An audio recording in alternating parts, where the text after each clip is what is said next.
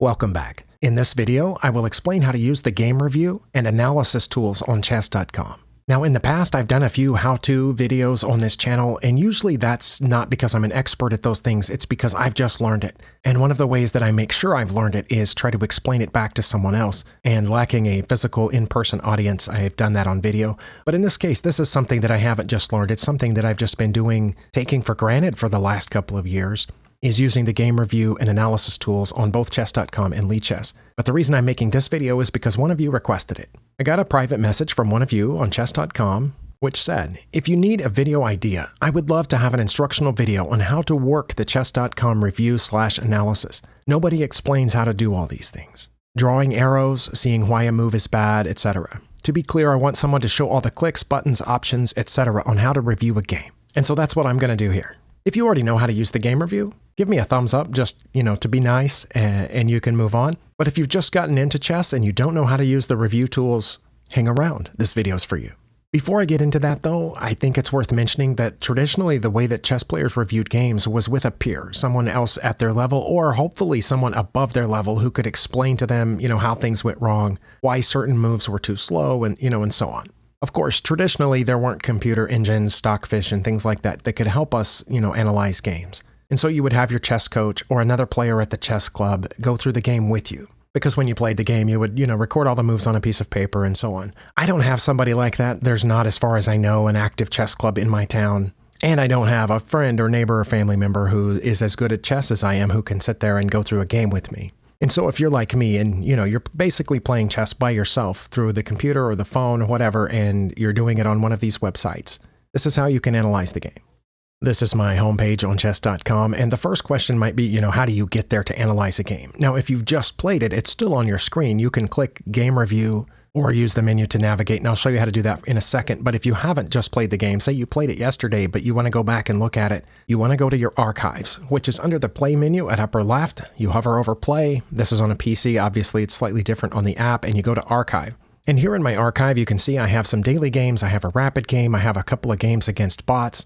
And I will say right off the bat, there's a slight difference between daily games and all the other ones. And I'll show you that difference real quick. This is a daily game that I finished recently. You can see it looks like I just finished it. I clicked on it from the archive and pulled it up here, and it has the option to click a game review. But on a live game, any game that's not a daily game, after it's done, it looks like this. This part in the middle looks the same, but over at the left, you see the eval bar, and over here, you see some suggested lines. I don't know why chess.com decided to do this for live games, but not for daily games. You would think that at the end of the daily game, you would want that stuff to show up too. But I'm assuming most of you play live games, so we're going to look at this interface. And by live games, I mean rapid, bullet, blitz, and so on. Whereas daily games are the games where you have 24 hours or more to make every move. But anyway, one thing you can do right here is just click the X to close this box out, and the eval bar is already there and the lines are already showing up. Or you can click game review and go that route. I personally don't recommend game review, and I'll show you a couple of reasons why, but it's easier. So let's just click on that and see what happens. It opens the game review in a new tab, or a new browser tab. And one thing that's good about the game review as compared to the other method is that it gives you a graph. Right off the bat, you can see, in this case, I was playing with the black pieces. You can see that my opponent had a huge advantage right through here, and then I got an advantage very briefly, but I missed it. And then the rest of the game was even. And then the blue and green and orange and red dots on that graph's line show you where mistakes, great moves, best moves, and so on were made. And they match up with this little chart right here, which you can use as a key. Basically, what I look for is the orange dots, which are mistakes. In this case, this was my mistake, but then that was my opponent's mistake. Here's another one of my opponent's mistakes. And then this kind of reddish dot here is a miss, which means I missed the opportunity that they gave me. Now, there's two ways to go through this game review. One is just to click this big green button that says Start Review, and it'll click through some moves and stop when it thinks it should, like so. And the reason it stopped there is because it says that was the last book move. In other words, the next move that happened wasn't in the opening book. If you're interested in that sort of thing, then I can scroll up and click Next. And it stops to tell me that that was the best move. I captured a free pawn. If that's helpful to you, if you were curious about that move during the game and you wondered, should I have taken that pawn? Well, this told you. I don't care about those as much as I care about my mistakes, so let's click Next. I don't care that that was a great move. Next. Okay, that's a mistake, and it says it's a mistake, and it says here in a number what advantage that gave the opponent. Any number with a plus in front of it is in favor of the person playing with the white pieces, and any number with a minus in front of it is in favor of the person playing with the black pieces. So in this case, my opponent has a plus 2.9 advantage. If you're not sure what the numbers mean, basically, the bigger they are, the bigger the advantage the opponent has. In my way of thinking, anything between -1 and +1 is about even, especially during the opening and middle game stages of the game. And anything beyond that, more than +1 or lower than -1, is a significant enough advantage that one of the players, whoever has the advantage, should be able to win. Obviously, there are exceptions because we've all been ahead certain amounts and didn't win. Like in this case, my opponent had a nearly +3 advantage and didn't win this game. Now here, when the game review says it's a mistake, it gives you the option to retry. That's what this red button is. So I can click that, it'll put the piece back, and I can make moves, and it'll tell me whether that was the move it was hoping I would make. In this case, I've already done the review. I know that the analysis board told me I should play knight G to E7, so I'm going to play that and see if that's what the game review wanted. It says knight G to E7 is best, so that was the move that the computer wanted me to make here. But let's say that I hadn't already run the review and looked at the analysis a day or two ago, and I didn't know that that was the best move. And I said, well, it told me that that's taking that pawn's a mistake, so maybe I should play this. And when you play that, it'll say that's an inaccuracy. This overlooks an opportunity to develop a knight off its starting square. Well, that pretty much tells me what I should have moved. I only have one knight on its starting square, so I can click retry and move this knight, and then now I found the best move. And you can keep clicking next and, go through the whole game that way. But another thing, instead of doing the start review and clicking next, you could just start here and use the arrow keys at the bottom. There's a back and a forward button, and I'm pretty sure you can use the keyboard arrows too. I just did. I clicked the right arrow on my keyboard and it moved that pawn forward, and I can just keep clicking through, and the symbols on the board will show me that that's a book move. That's what that symbol means. And I can just keep clicking the next arrow on my keyboard until it gets to that. The check mark means it was a good move, but not the best one. Not necessarily a mistake, but you had something better. And I can just keep clicking through with the arrow key until it shows me my mistake. That was inaccurate, but inaccuracies usually aren't that important. Whoops, there's a mistake. And then I can click back and guess what I should have played. But instead of using the retry button here, what I usually do is click on this analysis tab right up here next to the review tab, and it switches me to this view that has the lines showing up. And we're going to switch over and talk about that in just a second. But back to the review tab, I said I would mention a couple of downsides. One downside for me is that very often these explanations here in these colored boxes next to the great moves, mistakes, blunders, and so on, they usually fail for me in one of two ways. One, either they say something that's completely obvious, like this was the only move that kept you from losing or something like that. And it's like, well, yeah, that's why I made it. And sometimes it was even a forced move, but it'll be counted as a great move here. But then other times it says something that doesn't help me understand the move at all. Like the one we found where it said I should have taken a knight off its starting square. It said, that's why it was the best move, because it helped develop a knight off its starting square. Well, I can see by moving it that it took the knight off its starting square, but I don't know why that makes it the best move at that position. So in other words, those boxes usually don't help me at all. They just kind of get in the way and slow me down. Another downside here is that very often the evaluation that you see when you make these moves doesn't match the evaluation that you'll see on the analysis tab if you switch over there. This says plus 2.9, but if I switch to the analysis tab, it says it was actually much worse than that. It's plus 3.56. Now, sometimes it's the other way around. Sometimes the game review thought it was really bad, but when you switch over here, it turns out it wasn't as bad as the game review thought. And in a few cases, several cases that I've caught on camera, the game review will say that a certain move was inaccurate or even a mistake, and in one case that I can remember, a blunder. But when I switched over to the analysis tab, it said that was my best move. And I think the general consensus for why that is that the game review tab does not use a deep enough depth for Stockfish. It doesn't give Stockfish the opportunity to thoroughly investigate every move before it shows what it thinks about it. And I assume it has to limit it to somewhat, otherwise the game review would take really long to run, because it has to go through and analyze every move in just a few seconds, otherwise you'll get bored waiting for it.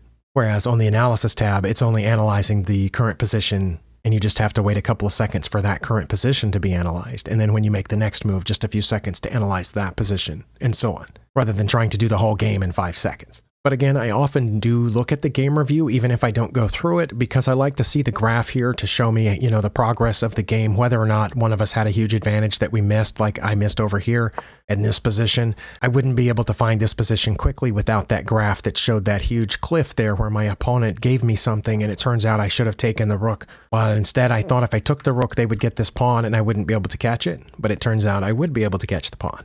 But anyway, that was an important moment in the game that the graph makes it really easy to find. And another thing I like about the game review is this relatively new feature here called a ratings estimator, where the chess.com system tries to estimate what you should have been rated based solely on your play in this game. But let's switch to the analysis tab, which from the game review you can get to by clicking right here, or if you decided to skip the game review, let's go to this page right here where the game has just ended, and instead of clicking the game review, remember in all live games, Rapid, Bullet, and Blitz, as soon as you're done, the eval bar and these lines are already here, so you can just click the X to make that box go away. Now, of course, here it's a draw, so all the lines are going to say 0, but we can go back to the beginning by using this beginning button down here at the bottom, or simply by scrolling up the move list and clicking at the beginning. You can use the arrow keys on your keyboard as well to back up and go forward, just like on the other screen. Now here we don't have a review tab because we didn't run the game review. Now the person that sent this message asked about settings. There's a little gear icon right up here next to the opponent's clock. If you click that, it brings up this overlay, which gives you choices about the board, but it also gives you choices about analysis. And if I click on this analysis icon here, it gives me a choice of engine. And here on chess.com, I have the choice of Stockfish 16 45 megabyte download, Stockfish 16 Lite, Torch 40 megabyte download, Torch Lite, Komodo Lite, and engine off. I tend to leave it on the top one here because that's what I'm used to. I don't think I've ever even tried Torch. I don't think it was available the last time that I looked at this option. But anyway, I'm going to leave this on the Stockfish 16. Then there's the option of maximum depth. But the options are basically to, have a different amount of depth. So I've gone to the highest one that's not unlimited. And the reason I don't check unlimited, which I assume would give me a slightly more accurate picture, is because it really starts to strain my computer. Even at the one that I have chosen, which is 25, it sometimes turns my computer fan on. The processor starts to get heated up and the fan kicks on, which creates noise for the microphone. And that's especially true if I'm clicking through move after move after move, so Stockfish keeps running really hard and heavy. It uses up power here. And that's why I don't select the unlimited, because I assume it would just do that, but more. You also have a choice for number of lines. Now, at one point I set this to 5, and that affects how many choices you have over here on this list of lines. And the reason I set it back to 3 is because it seemed like they got less accurate and less sensical the more lines that you had showing. Now the problem with just choosing one line is because it just tells you what the best move is, or what it thinks the best move is.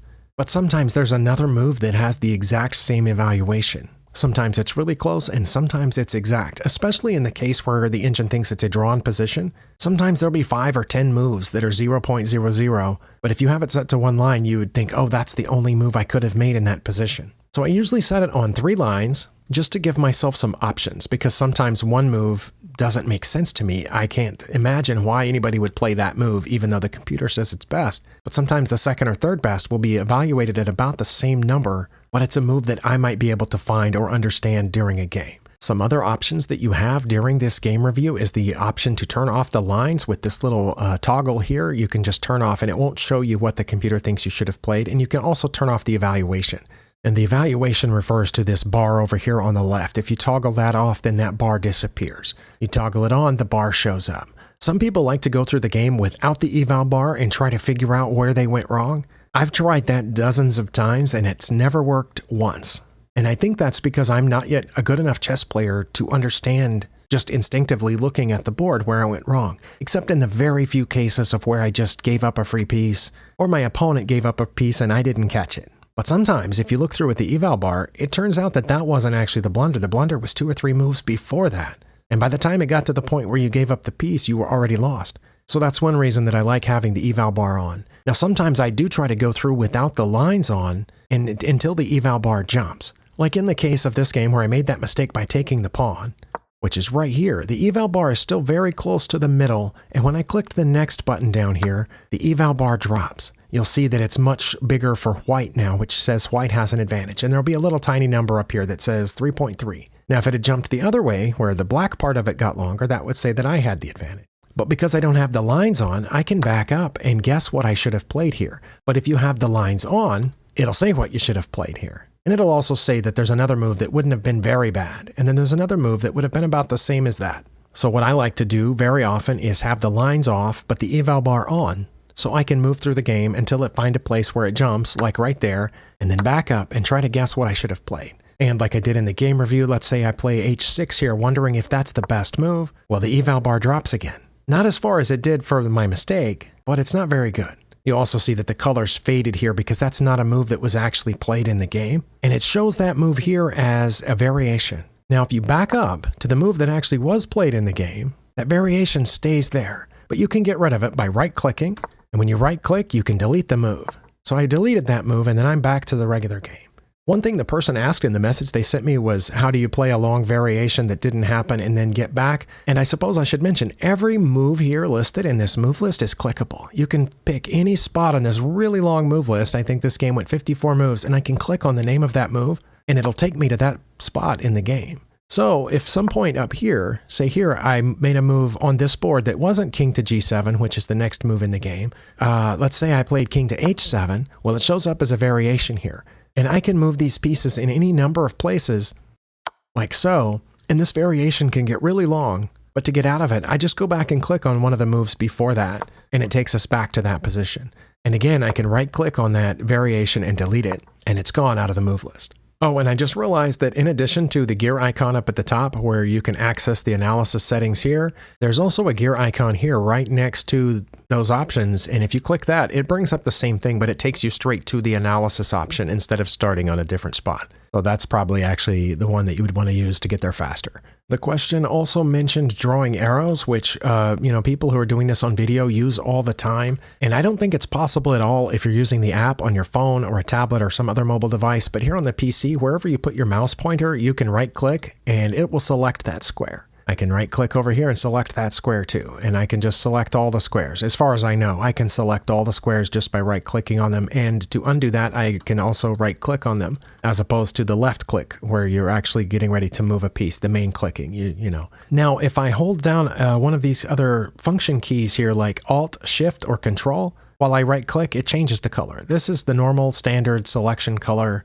but if I hit Alt and right click, it makes it blue. And if I hit Control and right click, it makes it yellow. And if I hit Shift and right click, it makes it green. So you have 4 different color options by right clicking or right clicking plus Alt, Shift, or Control. And the same thing is true with the arrows. Right click and drag draws an arrow, and it'll draw the arrow as far as you drag it while you're holding down the right mouse button. And also the colors change on the arrows when you use those buttons. With the Alt, it becomes blue. With the Control, it becomes red. And with the Shift, it becomes green. And to get rid of the arrows, you can just left click somewhere on the board. Like I just clicked on this king and those arrows and selections all went away. In addition to the arrows and the square selection tools, you can hover over this gear icon and drop down, and there's a emoji palette. And if you click on that, it brings up this option here where you can put emojis on certain squares on the board, or you can use these symbols that are normal in the chess games like brilliant, great, best, good, inaccuracy, mistake, miss, blunder, and so on.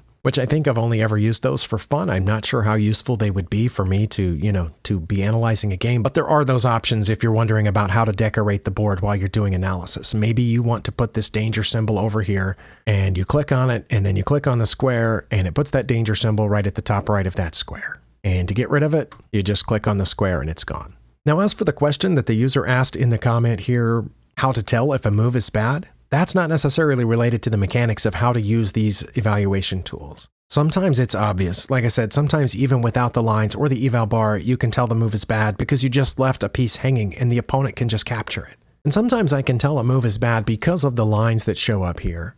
If we go back to this point, which is where my opponent made the mistake of offering the rook trade. And what I did during the game was very quickly calculate that if I took the rook, they would take back with the pawn and I wouldn't be able to catch their pawn before it promoted. But I didn't take enough time to actually count out how many king moves I would need to catch the pawn.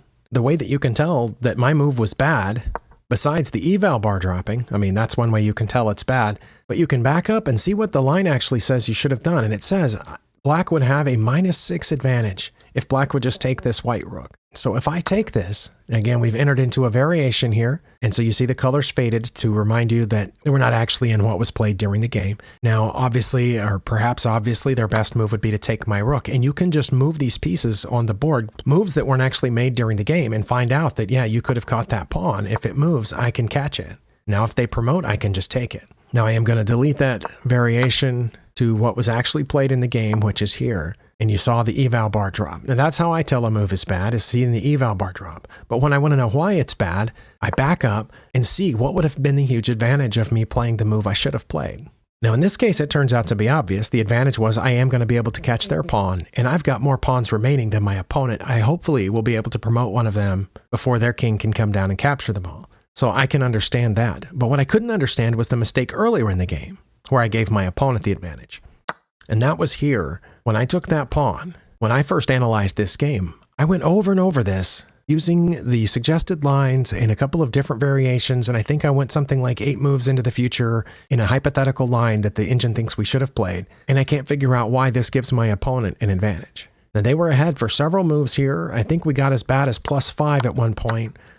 After here, it's +4.5, and then after this, it's +5. +5.5. And I don't know why, and my opponent didn't know why. All of those moves keep them at about +5. But instead they played queen to b3, offering the queen trade, and now we're almost back to even if I take their queen, and I did. And so we were basically even the rest of the game until that little rook situation. So in this case, I don't know how to tell the move was bad, other than that it was bad by looking at the eval bar when I made the move. But backing up, I can't tell why knight to d4 or one of those 2 queen moves would have been better for them than this.